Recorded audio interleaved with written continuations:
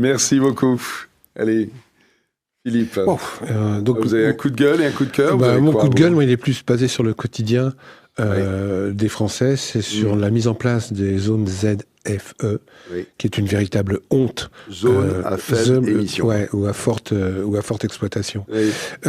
Qui est une véritable honte qui va foutre plein de gens dans le caca parce que c'est innommable, ça sert à rien. Et je me demande même si je vais pas porter plainte contre les... C'est la limitation. Rappelez ce que c'est. Alors c'est simple, c'est-à-dire que si vous êtes en critère 3, vous pouvez plus accéder à certains endroits, sauf le week-end, Paris, Lyon, les grandes villes, ça, sauf le week-end ou sur autorisation préalable 24 fois par an, à partir du moment où vous signez un petit papier, comme durant la pandémie.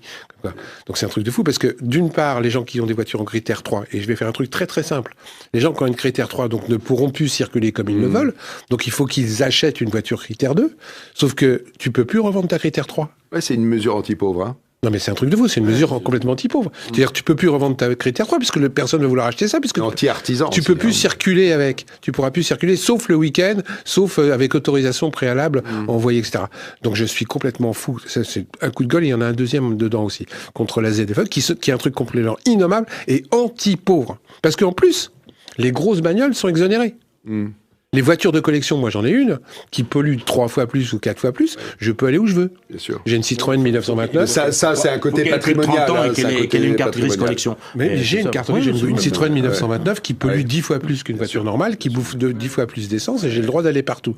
Donc c'est un non-sens complet, c'est une mesure anti-pauvre. Le deuxième, c'est toujours sur les routes, c'est cette putain d'autoroute en Normandie qu'ils ont mis en place, où c'est toi-même...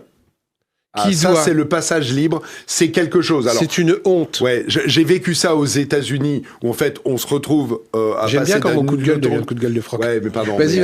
Mais je vais dans non, ton mais sens. Vas-y. Effectivement, le passage libre, on sait pas quand on rentre sur l'autoroute, on sait pas quand on en sort, et le coup de gueule. Et si jamais tu ne vas pas toi payer toi-même, Ouais. C'est-à-dire qu'il faut que tu penses le soir aller sur Internet. Déjà, il faut avoir Internet, déjà, il faut avoir un téléphone, déjà, il faut avoir l'application.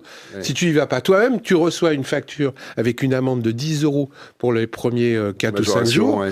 Et si tu ne payes pas dans les 10 jours, tu reçois une amende de 135 €. Mais c'est un truc de fou. La dérive totalitaire, mon cher Philippe. Non, c'est le libéralisme à outrance. Non. C'est toi-même qui prends le couteau pour te poignarder. On te surveille, etc. C'est un débat, parce que c'est quand même assez pratique. C'est quand même assez pratique de ne pas avoir à s'arrêter. Mais c'est la même chose que les vidéosurveillances, Franck.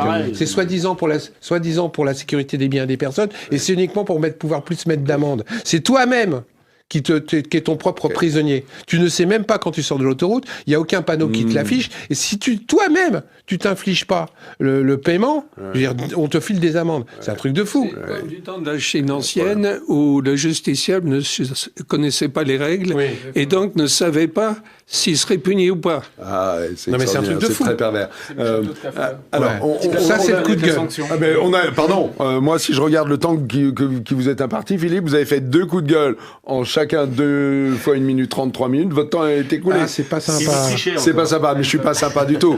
Vous pouvez témoigner, je suis pas sympa du tout. Un petit coup de gueule sympa. Un petit coup de cœur sympa. Bon, allez, vas-y. Ouais, ça va être très vite. Ça s'appelle la Fondation Frédéric Gaillan. C'est une fondation qui est à l'île de la Sorgue, dans le 84, qui s'occupe de dresser des chiens pour des enfants aveugles entre 12 et 18 ans. Pendant 2 ans. Pendant 2 ans. 1 minute 30, 2 minutes. Pendant 2 ans, alors je précise bien que quand il donne un chien à un enfant entre 12 et 18 ans, ça n'existait pas. C'est le premier centre en Europe qui existe de donation de chiens d'aveugles pour les enfants. C'est la Fondation Gaillande. Moi, je conseille à tous les gens d'aider ces gens-là parce qu'ils remettent les chiens bénévolement. Gaillanne. Le téléphone. Non, c'est pas le téléphone. En fait, chacun va pouvoir aller donner parce que j'imagine qu'ils collectent de l'argent. Ah bah oui, parce qu'ils n'ont pas de grosses subventions. Fondation Frédéric Gaillande. Gaillanne. Gaillanne. C'est à l'île-sur-la-Sorgue. Très bien, donc sur Google, on doit trouver. Voilà. Et si vous voulez avoir plus d'informations, il y a un film qui a été fait qui s'appelle La vie de Lise. Moi, c'est la première fois depuis 10 ans que je pleure dans un film, où justement on suit le parcours d'une gamine qui va devenir aveugle, qui va prendre en charge un chien par cette association. Magnifique. Et on montre tout le parcours de c'est le Studio One qui a fait ça, allez le voir sur YouTube. Cette association mérite qu'on l'aide, parce que c'est la première association d'aide pour des enfants entre 12 et 18 ans qui vont devenir aveugles à avoir un chien qu'on leur donne gratuitement. Fantastique. Écoutez, je suis très ému.